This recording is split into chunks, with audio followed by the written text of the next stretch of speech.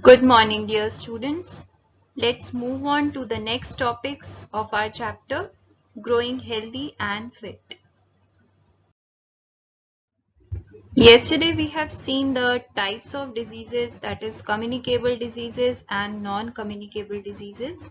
We have also seen that these communicable diseases spread from person to person, and the causing agents of these diseases are the microorganisms, which are called pathogens or germs. Today we will see how the communicable diseases spread, that is through food and water, through air, through insect bites, direct contact, through cuts in the skin, and we'll also see how healthy people act as carrier of diseases. Communicable diseases are those diseases which spread from person to person, and they are caused by microorganisms or microbes or pathogens or germs. There are various means through which they can spread, and we'll study about each way of spreading communicable diseases in detail.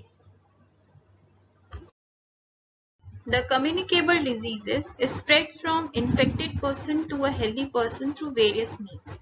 It can spread through contaminated food and water, through cuts, through air, through insect bites or direct contact. And sometimes a healthy person also acts as a carrier to carry the infection with him. Some of the diseases like cholera, diarrhea, typhoid, jaundice, and food poisoning, these is spread by consuming infected food or drinking dirty water.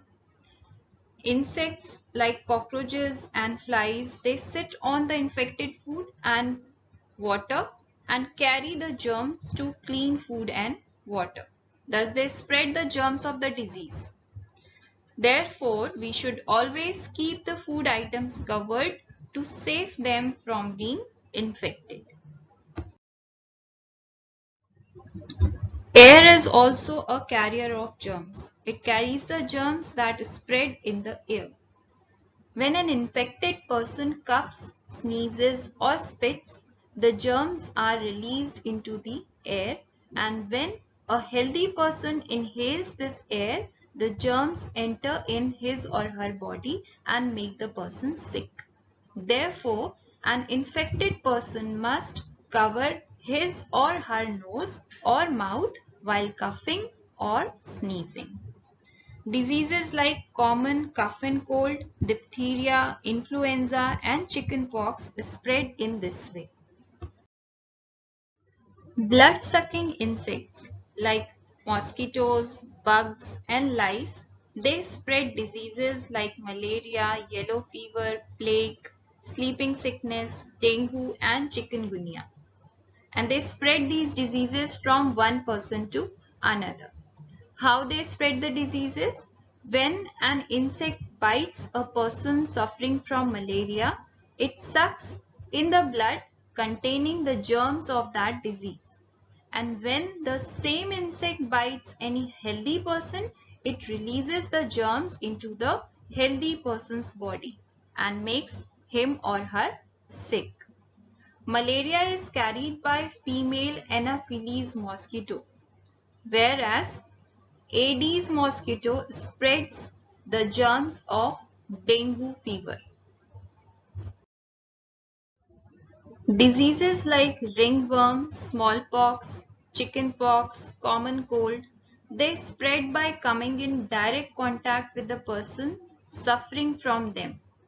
Sharing clothes, utensils, and other items of an infected person easily spread the germs from one person to another.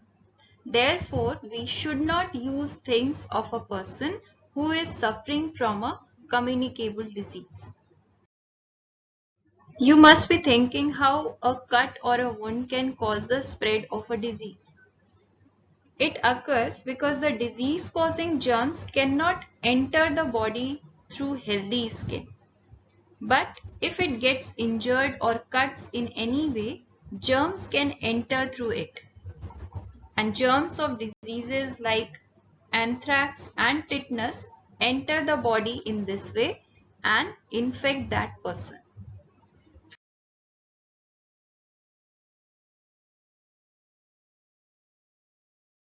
Sometimes a healthy person becomes a carrier of communicable disease. Why? Because the germs of these diseases do not affect him due to his high immunity. The germs can remain inactive for a long time in the body of a healthy person and it will not affect him in any way.